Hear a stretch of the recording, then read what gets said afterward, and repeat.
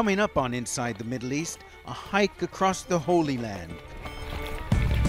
We trek down one of the oldest footpaths on Earth, but see why these old stones might not be around forever. It's open season on these ruins. Plus, she's an actress, comedian, and champion for the disabled. I shake all the time. Look, I'm like Shakira meets Muhammad Ali. But see why this Palestinian American is shaking things up off stage too. And two photographers documenting a divine city, one frame at a time. All that and more on Inside the Middle East.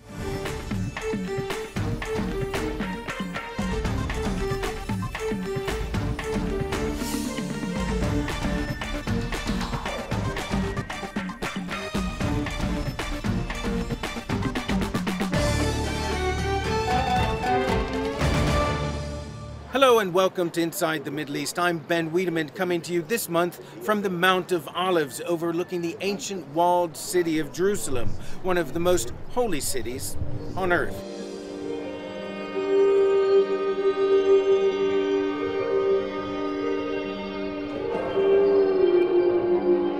Whether you're a first-time visitor or long-time resident, Jerusalem is one of the most powerful cities on earth.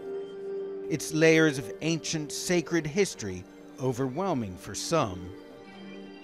Through the Ottoman-era gates, past the vast labyrinth of alleyways and shops, centuries-old shrines form the spiritual heart for these three monotheistic religions. Jews pray here at the Western or Wailing Wall, the only surviving remnant of the biblical temple. Muslims worship at the Aqsa Mosque, one of Islam's holiest sites. And Christians have the Church of the Holy Sepulchre, built upon the site where Jesus is said to have been crucified 2,000 years ago. The old city is small, each of these sites just a short walk apart. But Jerusalem is as divided today as it was in ancient times. Beyond the old walls, modern barriers. Still, millions of tourists and pilgrims come here each year, hoping to find inspiration in the divine. And if not, there's always holy trinkets. Souvenir prayer beads or olive wood crosses. Even the t-shirts sold here are inspired by a higher power. And of course, you can buy postcards, each one a snapshot of this city's long history. Now, Sarah Seidner met with one Jerusalem resident who's been chronicling this city's ups and downs for more than half a century, and he's still going strong.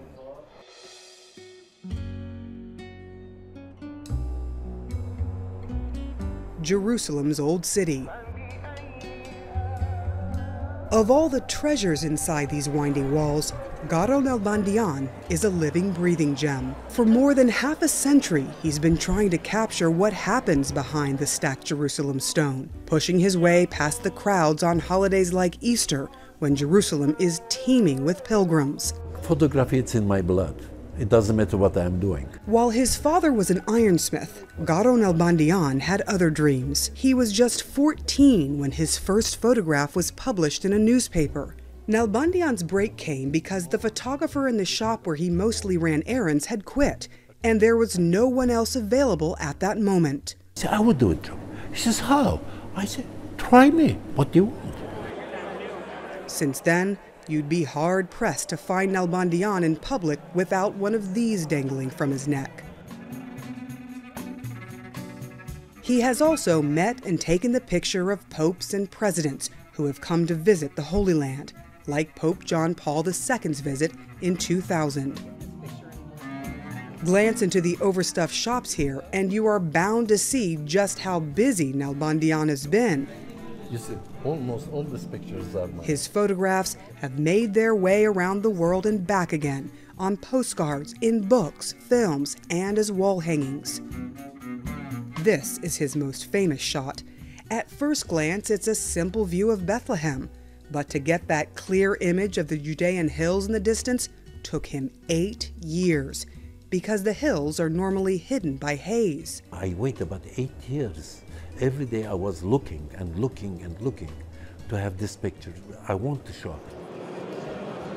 At the age of 17, Nalbandian was chosen to be the official photographer for the Greek Patriarch in Jerusalem. Later, he did the same for the Armenians. But Garo Nalbandian says he is not deeply religious, though religion has played a major role in his family's life. He is the son of Armenian Christians who fled to Jerusalem during the Armenian genocide. Nalbandian explained what his father Hafsep told him he witnessed when Turkish troops marched up to their family home in what is now part of modern-day Turkey. He saw with own his eyes, they break the door, about 5-6 people. They raped the mother, and afterwards they put a knife, they killed it. Garo says his father Hafsep escaped, found his sister, and was saved by another Armenian family who took them on a long, hard trip to Jerusalem through Syria. Some 30 years later, after putting a description of his long-lost brother in a newspaper, Nalbandian's father found his brother in Syria. He's in this picture, though Garo's family doesn't remember which one he is. Even photos have their limits. But Nalbandian knows every nook and cranny of this ancient city. And he has made it his business to make sure that history, both the beauty and brutality, are not forgotten.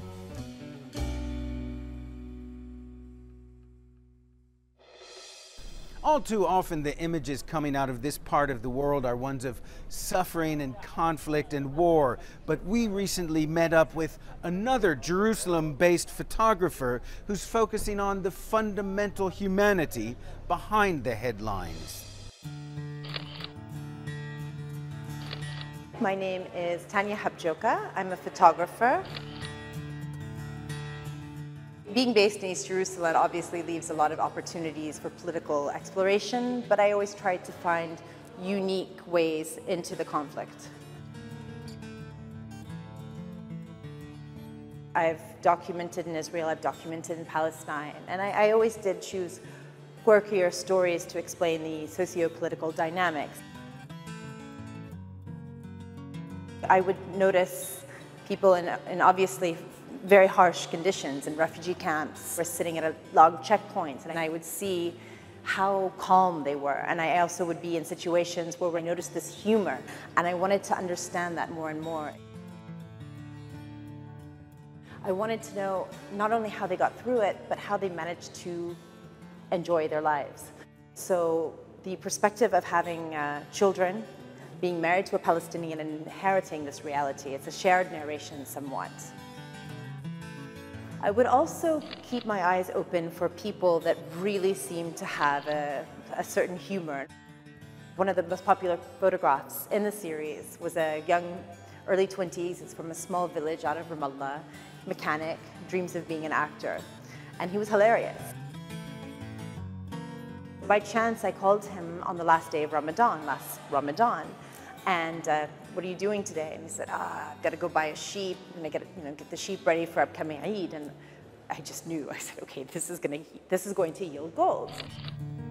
I think it's one of the most wonderful photographs of the series, showing the humor and the absurdity of life in the occupied territories.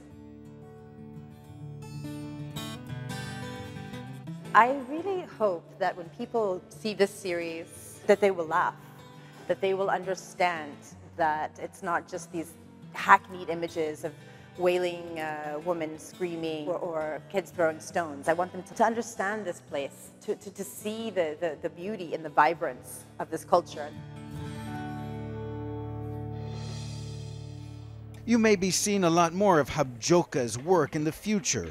She recently won a World Press Photo Award for her photo series Occupied Pleasures, which was shot in Gaza, Jerusalem, and the West Bank.